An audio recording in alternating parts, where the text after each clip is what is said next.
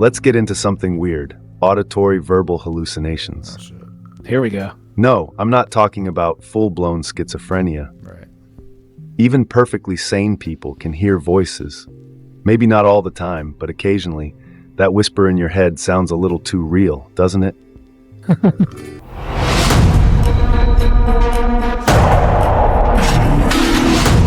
All right, back recording another episode. We're going to be talking about inner monologue and why it can be so mean.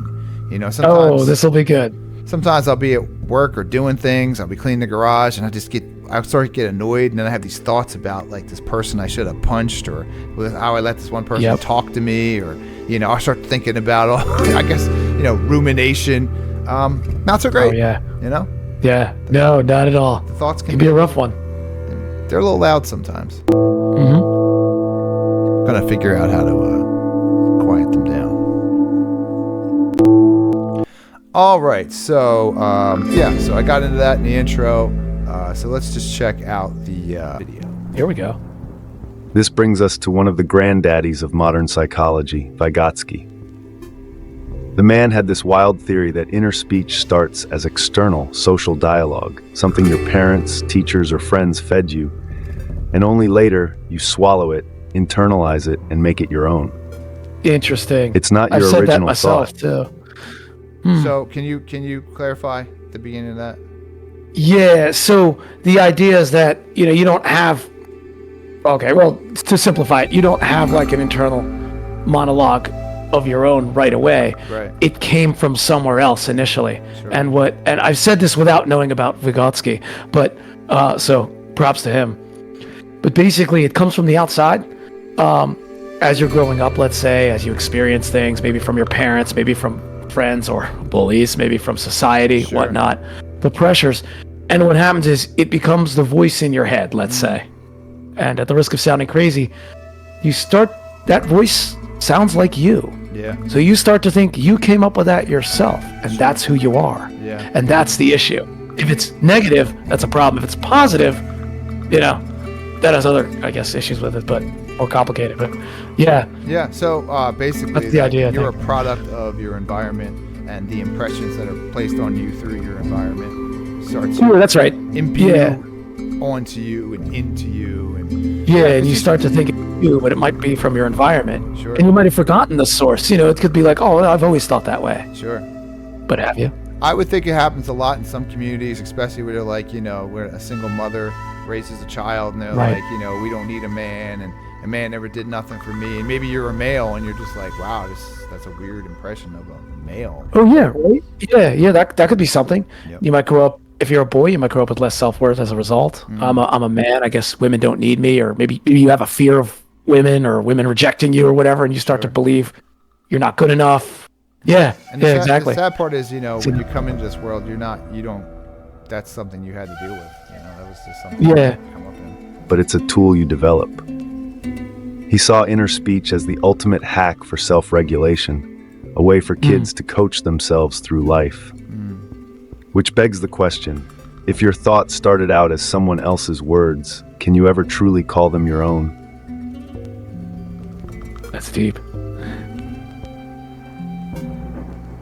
John B. Watson, the behaviorist who thought everything could be boiled down to mechanical processes, saw inner speech as just your external speech turned down to a whisper. That's where he got it wrong. It's not about making speech quieter, it's about completely transforming it. Vygotsky realized that inner speech becomes something different. It's fragmented, abbreviated, a code only you can understand. Watson's reductionist view couldn't capture the weird complexity of it all. Think about it. Have you ever tried to really listen to your thoughts? It's like they're speaking in shorthand. If you tried to explain them out loud, it would sound insane. That's true. I often do this test. If you want control, I watched it on some podcast or something. Yeah. If you want control of your thoughts, take a deep breath and relax, and then say you're thinking, and it's interesting. This is a good mental health test. You just take the time, you clear yourself, and you go in your head. You say hello, hello, because you could do it. Anyone can do it if they try. You take 5-10 seconds, chill out, go in your head and start listening to your voice in your head. That would normally be like, I got to do my laundry. I do a bill is due. And then just stop it and go, hello, and it doesn't answer. I like that. It doesn't answer. I like that. So there's no answer. Yeah. Then you have to wonder too, and I heard this on a podcast as well. Let's say you're walking somewhere, or I'm looking at this table right here, and I'm thinking, man, I'm really thirsty. Oh, thank goodness there's water here. Great. And I take a sip. Who am I talking to? Right. You. There's no one in there. So it's kind of a fascinating, it's another version of it in a way. It's like a thought experiment of like, oh man, yeah, I'm really thirsty. I'm wicked thirsty. Oh, good. There's water. Great. But I'm not really talking to anyone. And I know I'm thirsty already. I don't need to tell myself I'm thirsty. It's just, or thank goodness there's water. I can see the water. I can pick it up. I can taste it and so on. So yeah, it's a similar idea. I really like the hello. Yeah. The hello. It kind of stops the thought in a way and replaces it'll come with back, one that, but it's an interesting thing to do. And if you have schizophrenia, I'm sure it'll keep going. But that might be another. Yeah, that's another story. I'm not familiar with that one. It's a good sign if you do it. So you say the hello to yourself, and there is no answer. That means that it is just your monologue. But in your head, it's perfectly clear. Ever watched a kid talk to themselves while playing? They do that so effortlessly, and they don't feel guilty about it in any way. They do, yeah. And I love. It's true. I love that about them. I just do. That's private speech, the precursor to inner dialogue. It's not just random babble. It's them figuring out how the world works. Kids literally talk their way through cognitive puzzles, using speech to self-regulate, guide, and plan. I actually enjoy it when I do this show. Sometimes I'll come down here and I'm like, I will write and I'll say out loud, this is the topic you're going to work on. This is what you need to fix. And then I'll say my name sometimes, and I'll just be like, okay, you're going to do this. It's like, oh yeah, I do the same thing, right? I'll sit down, maybe if I have a task at hand, and I'll say, all right, let's do this. We're getting shit done, things like that. And it's interesting because again, of course I'm talking to myself, I suppose, but it's just fascinating because it kind of regulates. My mind is focused. Then I'll sometimes talk my way through the problem if I'm encountering a complicated problem. I still do that. Yeah, at least quietly. For some weird reason, in our culture, if you start speaking your thoughts out loud, you are perceived as crazy or radical. Oh yeah. For sure. Homeless people do it all the time. You go by a homeless person, they're just like, they're babbling, yelling, all kinds of things. And some things are be far healthier when you keep it all inside than when you express it. I'm sure there's some cultures and some people that it's the opposite, but I don't know. I think that might be true. Yeah. Side note, when I ride my e-bike, I've trained myself to ride my bike and not care if anyone is looking at me or watching me. Like if I stop, that's great. My gloves, that's great. Or I'm playing on my phone. I don't want people robbing me or something, but I'm like, look, if you want, I'm gonna take my time and fix my seat. You know what I mean? I'm gonna take the time to do what I want to do. It's true. I've done that too. Walking down the streets of the city. I try to, walk. That line, dance as if nobody's watching, that kind of thing. Sure. Well, Mike, is I'll walk as if nobody's watching. Now, of course, I'm aware there are other people around, and I'm not going completely off the rails or anything. But it is fun to, play with your mind that way and recognize that you start to realize people aren't really paying that close attention. They're not. At all. At all. That could be a whole other inner monologue thing because most people don't care what you do and they're not really watching you. Yeah, they're too busy in their own inner monologues. At that moment, their brain is still learning how to internalize those instructions.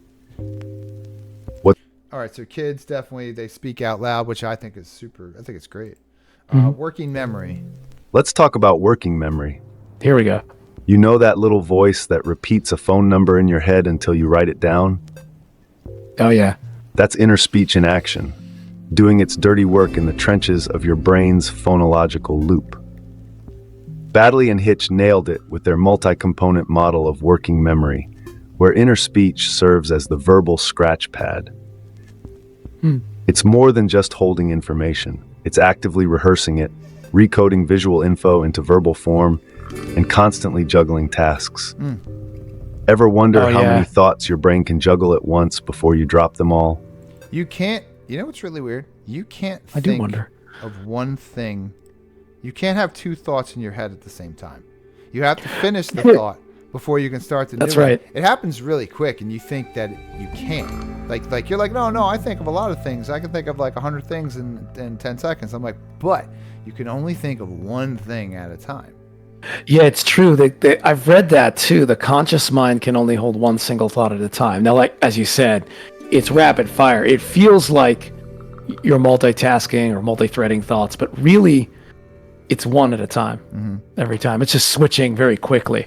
But I always think that's interesting because then I've heard the next level is if you can only hold one thought at a time, make it a good one. Yeah. Make it one that helps you. Make it one that's useful, positive. And it's all, then you're getting into like mindfulness, right? And meditation. Yeah, They're saying to clear your mind of thoughts. Mm-hmm. To work on actually achieving no thought and just being. So it's interesting. It is important. Right. Turns out, without your inner voice, you'd be lost in the noise. All right, Yeah, so right. we're going to do auditory hallucinations. We'll do inner speech. Cool. Through dilemmas, and maybe even practice those heated conversations you Oh. never actually have. Dude, Oh, I practice heated conversations all the time, and I call it action. yeah. That's what I call it. Because I'll be Yes, in my garage and I'll yes. start saying it out loud. I'll be like, I could have knocked him out. One elbow to his nose and he would have been knocked out. And I'll start doing this. And I'm like, why are you constantly like, why you want to punch people? And it's not that I want to punch people. It's just that I'm like an actor and I'm working through the scene, you know? So the Yeah, I've next done that time, too. I'm more prepared. What were you gonna say? I've done that exact thing. I've done the practicing an event that I expect to happen, or practicing talking with somebody just on my own. And what's interesting is, if you know the person well enough, the event sometimes plays out exactly as I practiced it, which is even wilder. Like at some point in the future, when that event happens, it plays out exactly as I imagined Well, it. it's probably was. because you know the person Down to you're the gonna talk line. to, Yeah, and it's so crazy. it's probably a colleague or something like that. Yeah. right, In one case, it was. It's really neat. But inner speech isn't just about memory. It's where you argue with yourself, reason through dilemmas, and maybe even practice those heated conversations you never actually have. Darn Why right. is he gonna call me out like that? And I'm brave enough to admit it. I do. like he knows.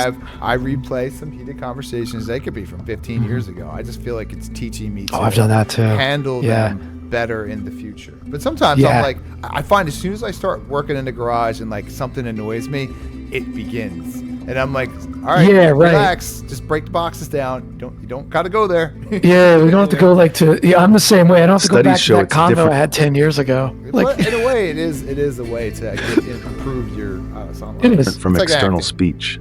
It's condensed, fragmented. Sometimes it doesn't even have words. It's like your brain is having an internal conversation in broken code. Think about it. Yeah. When you talk to yourself, is it really full sentences, or is it something closer to thought fragments? And when They can be pretty random, some of the thoughts. those Yeah, thoughts images. Yeah. come, whose voice do they sound like? These images, this is a pretty good video. This video is made with AI. That voice we're listening to isn't even a real person. It's all done. Right. It's all done, which is cool. It makes pretty good videos. Let's get into something weird. Auditory verbal hallucinations. Here we go. No, I'm not talking about full-blown schizophrenia. Right. Even perfectly sane people can hear voices. Maybe not all the time, but occasionally. That whisper in your head sounds a little too real, doesn't it?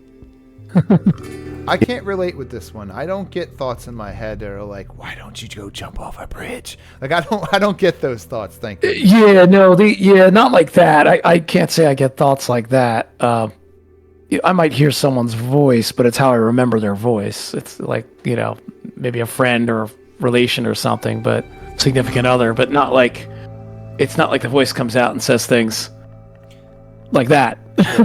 I have it too, and I'm working on it. I'm really trying to I'm trying to be a better person. I am a better person, and I try to be one every day. But sometimes I'll be like in past jobs or something, and I'll see some person who said something to me I didn't like, or they were kind of rude, or I find their personality Yeah. off-putting, and I'm like, and then my thoughts will be like, and I give people nicknames pretty quickly, and I'm really good at giving people nicknames, and it's fun. So like somebody will come in, I'll call her the Mouse Lady, or I'll call the guy like, I like Mr. Dibble or something, or they get names so quick, and I'll be like, and I'm like, here comes Dib, here comes Mr. Dibble, and I'm like, oh, he's gonna do whatever he does, and I'm like, oh, there he goes, so, of course, because he's Mr. Dibble, and I'll be like, oh, there's Mouse Lady. She always her face looks just like a mouse.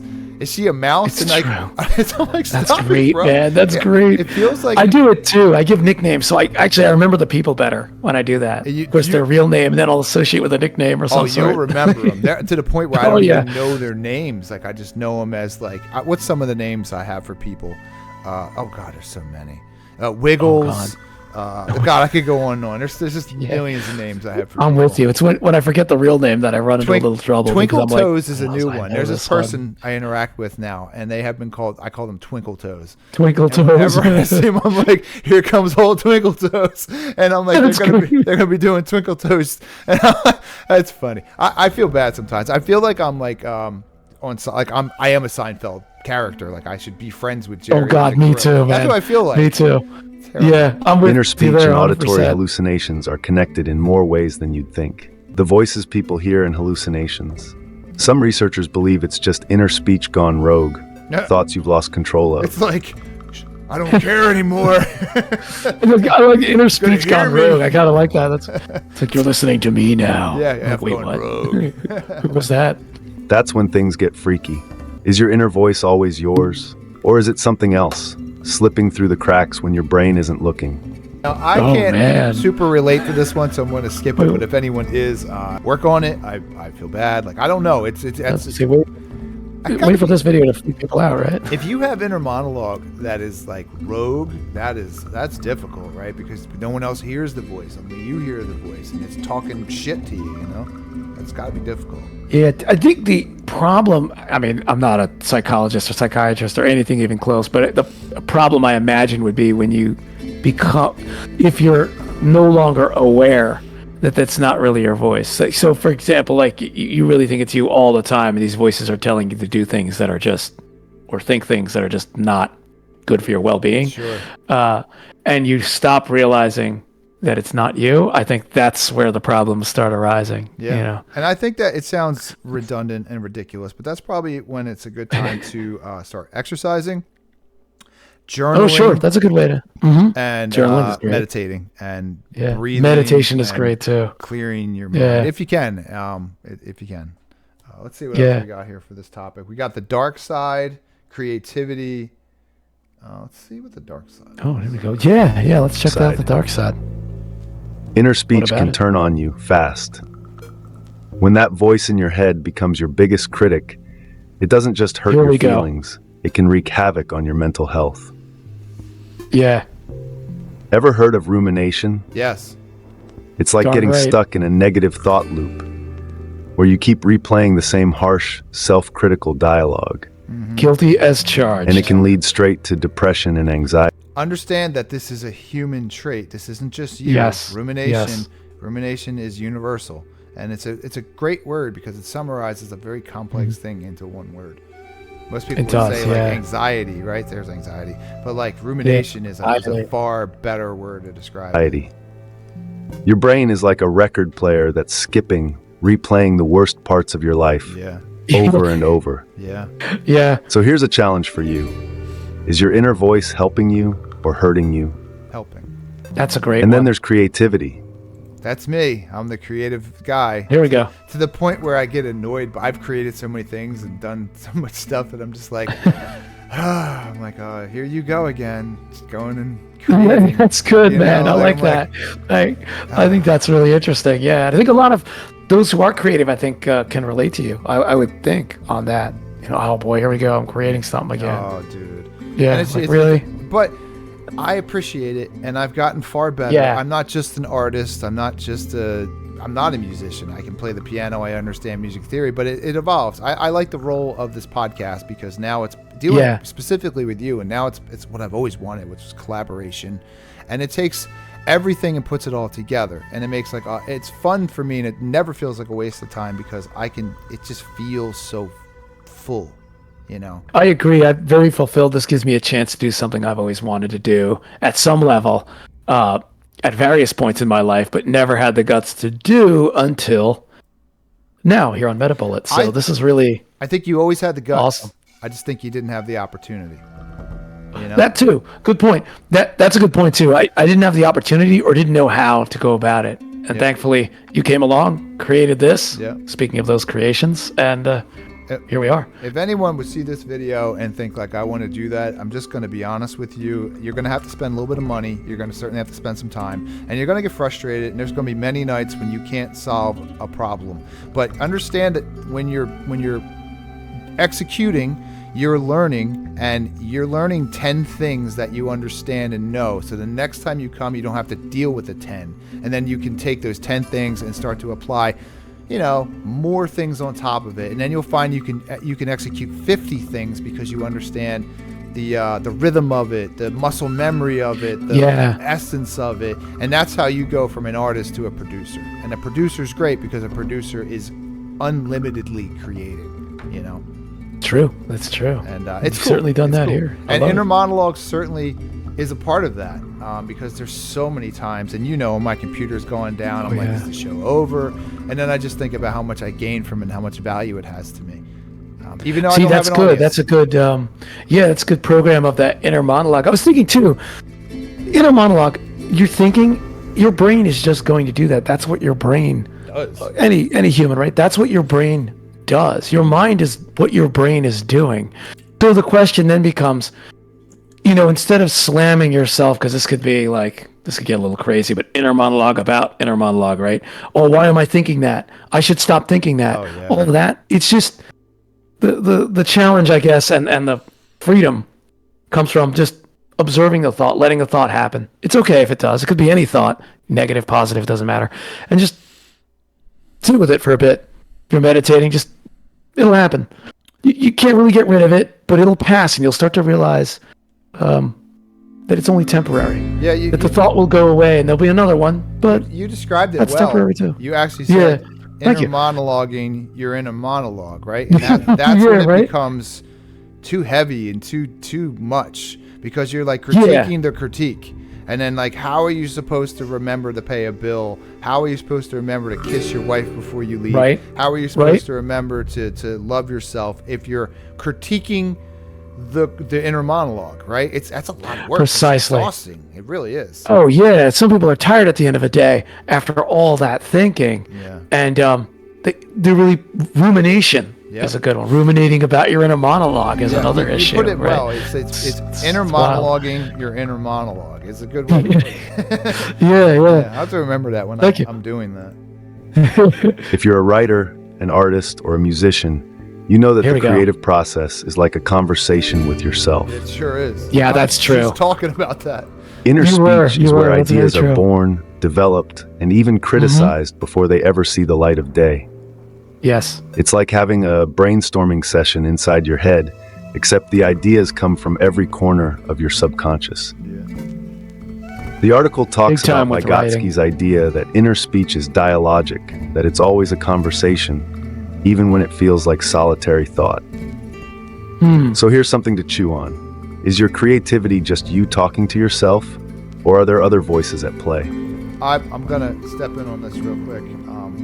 I feel like what I do with this show is the purest form of who I've ever been in my entire life. And I feel the way I execute on it, and even just the topics that we're getting into, and just how from the show started to what we're doing now. We're like talking about, this isn't just fluff. I mean, we're sitting here, we're having a good time, but we're also talking about inner monologue and isolation. And I mean, they're all the topics we talk about. They're vast, they're huge, and it's so fun to be able to sit there and depict them and just go to town on them. It's true creativity. I agree. It's so great. I agree. It's such an eclectic mix of ideas, and I think they're all great. I mean, we've discussed inner monologue now. We've discussed synchronicity. We've discussed aliens. We've discussed politics. Fort Knox. All these, the range. The second of topics, most watched video, Fort Knox. There you go. Yeah, Fort Knox, Anunnaki. All these ideas and all these concepts spirituality. They're all just coming to mind as we talk. But this really is a great expression, and I think it's a great way for you to express yourself, and you're giving me the opportunity to do the same. So I'm really grateful for that. Yeah. And just thoroughly enjoy it. And I think this is a great outer dialogue, if you will, and I'm having a good time doing it. So yeah, I'm refreshing you right quick. Great, well said, well said. Sweet. Yeah. So I can relate to this video because Nice. One me too. other side thing, like just if you see like our names on the bottom and like this image in the background, so many people will get lost trying to like be like, oh, the name isn't perfect, that picture doesn't this. You have to start. You just got to do. You just got to put it out there, and you got to like. It's not failing. It's just learning as you go. You know, you have to learn that it's an evolving thing. You know, and that's where the true beauty is at. Like, I had a friend who told me the most potent force for change is action. Yeah. Just do it. Just doing it. It's not going to be perfect. It might feel ugly to you, but to someone else even looking on, it might, oh, that's amazing. You're just doing it. Or even if they have something negative to say, hey, that's their problem. There's another way to look at things too. And I'm a proud father now. I have a beautiful son, and the one thing I am learning is that when you say something like that, you're not meaning it in any kind of way. You're talking about adults. You're talking about established adults who are from a certain generation who are functioning. Well, there's a whole new crop of youngsters coming up who don't know anything and they're learning. So like, it's cool that you can put stuff out there for younger people that they like. This video maybe could be on YouTube or whatever 30 years from now, and then all of a sudden the video takes on a new perspective and has a new amount of knowledge to it, and it has a certain group of people that's a certain good point. period of time expressing themselves about a certain thing. So I think that in time things become more precious, you know. Yeah, I think you're right about that, and it's nice to know too. It'll be nice to know if this is online 30 years from now, say YouTube, let's say, that'd be awesome. Someone searches for something like inner monologue, and maybe the way we're presenting it resonates with that person.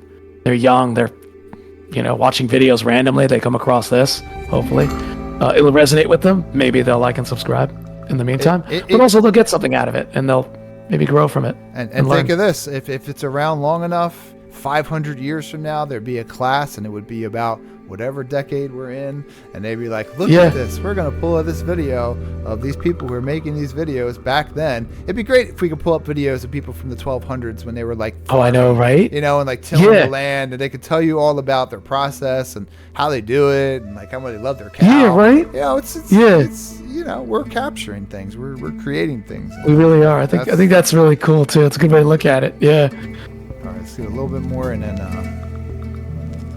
what if this video is getting long? But that's always never a problem when I enjoy them. If I told you that your inner voice isn't just a tool for thinking, but also a way to understand yourself. Inner speech plays a crucial role in metacognition, the ability to think about your own thinking. There when we you go. reflect on your thoughts, you're having we're good, man. We talk about stuff and then they talk about dialogue. we were hitting all the nails here in mental this processes. building. It's like having a built-in therapist, constantly guiding you to question your choices, emotions, and even your identity. Yeah. But are you really inner monologue? Hey, knock that off. Get back to Yeah, there we go. Yeah. Let's just go right to the future and we'll see what he says. So where do we go from here? The future of inner speech research is wide open, from advances in neuroimaging to deeper philosophical inquiries into the nature of thought. Could we one day control or enhance our inner dialogue? And if so, what would that mean for humanity?